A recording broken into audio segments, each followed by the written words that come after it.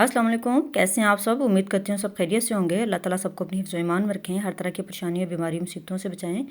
और ये आज प्यारी सी खूबसूरत सी दुआ जो आपके लिए लेके आई हूँ, ये आज की दुआ है। रब्बिर हरहुमा कमा रब्बयानी सगीरा। इसका मतलब ये है कि अल्लाह ताला से हम दुआ मांगते हैं कि अल्लाह हमारे वालिदैन पर उस तरह रहम करें जिस तरह उन्होंने हमें बचपन में पाला है। बचपन में हमारे साथ कितनी मेहनतें मुशक्क़तें करके हमें उन्होंने पाला, बड़ा किया, जवान किया और सारी ज़िम्मेदारियाँ और फ़राइज़ अदा किए। अब हम पे वाजिब है, हम पे फ़र्ज़ है कि हम अपने वालिदैन के लिए दुआ मांगें। अल्लाह ताला उन पर रहम करें, उनके बुढ़ापे पर रहम करें, उनकी ज़िंदगी को आसान करें, उनके लिए खुशी वाली ज़िंदगी हो, सुकून वाली ज़िंदगी हो। अपने वालिदैन के लिए बहुत सारी दुआएँ किया करें। जिनके वालिदैन ज़िंदा हैं उनके लिए बहुत दुआएँ किया करें, और जिनके वालिदैन इस दुनिया से जा चुके हैं, दोनों में से एक चला गया है या दोनों चले गए हैं, तो उनके लिए मग़फ़िरत की दुआ किया करें। ये औलाद पे फ़र्ज़ होता है कि अपने वालिदैन के लिए दुआ मांगती रहा करें। जैसे हमारे वालिदैन हमारे लिए दुआ करते हैं, तो हमारे लिए भी फ़र्ज़ है कि हम अपने वालिदैन के लिए दुआ करें। अगर कोई इस दुनिया से चला गया है, दोनों में से एक, तो उसकी मग़फ़िरत की दुआ किया करें, उसके लिए सदका जारिया बनाएं। कोई भी ऐसी काम कर दें जिससे उनको सवाब मिलता रहे। कोई भी ऐसा काम कर दें, दरख्त लगा देना, पानी का नलका लगा देना, कोई मदरसा बना देना, मस्जिद में डाल देना, या किसी वजीफ़ा मुकर्रर कर देना। ऐसा काम कर देने से उनका जौन सा अल्लाह ताला जो फ़ौत हो चुके हैं उनके दर्जात बुलंद करते हैं।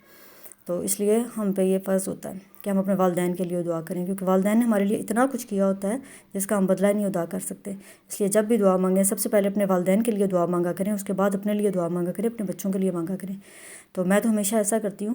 मेरे बाबा इस दुनिया में नहीं हैं, अल्लाह ताला उनको जन्नतुल फिरदौस में आला मकाम अता फ़रमाए और उनके दर्जात बुलंद करे। तो मैं उनके लिए करती हूँ, कोशिश करती हूँ कि अल्लाह ताला उनको जो उनसे ना उनके दर्जात मज़ीद बुलंद करते जाएँ। तो बस आज मैंने पौधों को पानी दे रही थी, मैंने कहा चले मैं आपके साथ भी शेयर करती हूँ। तो मैंने छत पे बहुत ज़्यादा पौधे लगाए हैं। मुझे बहुत ज़्यादा पौधों का शौक़ है और मैंने ज़्यादा ही पौधे लगा दिए हैं। तो जब गर्मियाँ होती हैं ना, तो फिर ज़्यादा मुश्किल ये होता है कि डेली जो है ना इनको पानी देना पड़ता है। कम से कम आधा घंटा लगता है सारे पौधों को पानी देने के लिए, और टैंकी भी तकरीबन ख़त्म हो जाती है। इतना ज़्यादा इनको जो सा ना पानी लगता है। रोज़ाना पानी दें और उसके बाद भी जो सा ये खुश्क हो जाते हैं। तो इसलिए ना सर्दियों में सही रहता है, बारिशों के सीज़न में तो बहुत ही मज़ा आता है कि पानी नहीं इनको लगाना पड़ता। तो बस मैंने अभी इनको सबको पानी लगाया था। शाम का टाइम है, मगरिब टाइम में इनको पानी दे देती हूँ ताकि सारी रात जो है ना ये पानी इनमें जज़्ब होता रहे। और अगर सुबह के टाइम देना तो जल्दी जो है ना वो खुश्क हो जाता है। तो शाम के टाइम देने का ये फ़ायदा होता है कि काफ़ी देर तक जो है रहता है।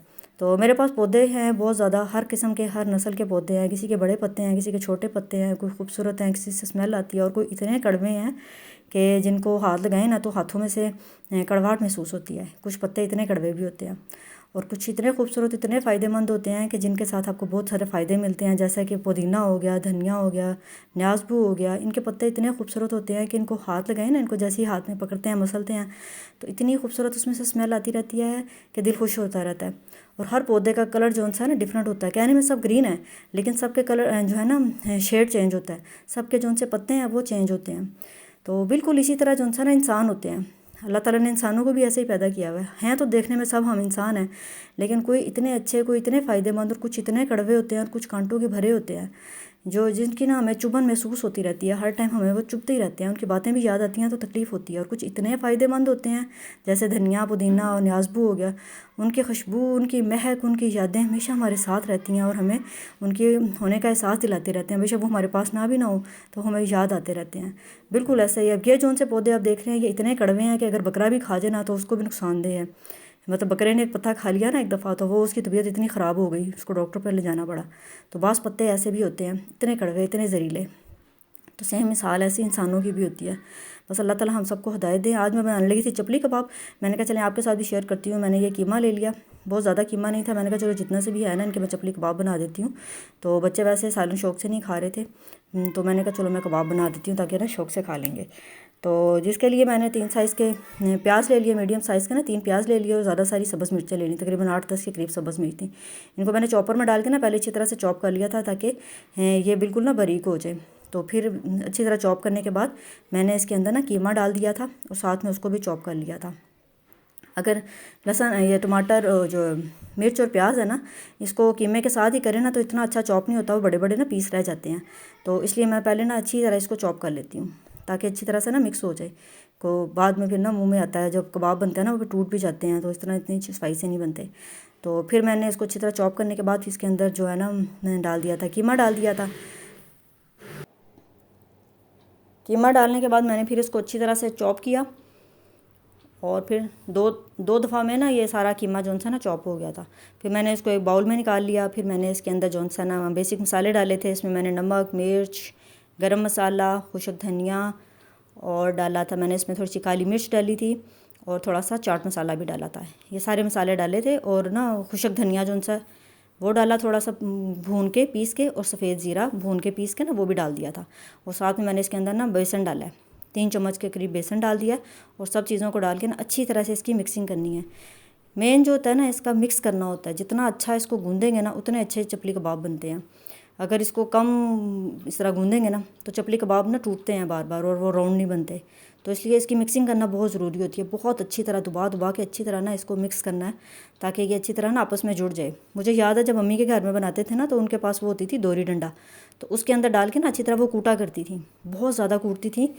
तो फिर चपली कबाब इतने मज़े के बनते थे और बहुत ही जो है ना सॉफ्ट होते थे। तो खैर अब हमसे तो इतनी मेहनतें नहीं होती, हमारी माएँ बहुत काम करती थी तो हमसे वो सब काम नहीं हो सकते।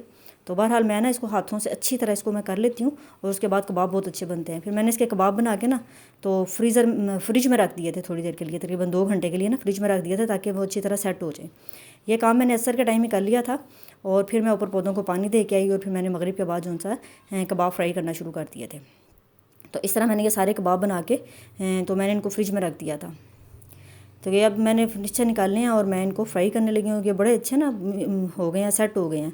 तो बस हाथ में हल्का सा लगाना है, ऑयल लगाना है तो उसके इनको ना बड़ा कर लेना है। मैंने ज़रा मोटे मोटे बना के रख दिए थे क्योंकि ट्रे में अगर इतनी जगह नहीं थी। तो अब मैं इनको ना थोड़ा सा इनकी शेप सही करके बड़े बड़े बिल्कुल बारीक से करके तवे पर डाल लें। पैन में, तवे में, जिस चीज़ में भी आप बनाना चाहते हैं उस पर बना लें। मेरा नॉन स्टिक पैन है तो मैं उसमें इसलिए नहीं बना रही थी क्योंकि वो ना ख़राब हो जाना था, उसको बाद में सफाई करने के लिए ना उसके नॉन स्टिक जो है ना ख़राब हो जाना था, इसलिए मैंने इसको तवे पे किया। क्योंकि मेरे तवे थे तो दोनों नॉन स्टिक, लेकिन वो धोने से ना काफ़ी ज़्यादा वो ख़राब हो गए हैं। मैंने उनको जाली से धोया था ज़रा साफ़ करने के लिए, तो वो ना उनका कलर चेंज हो गया।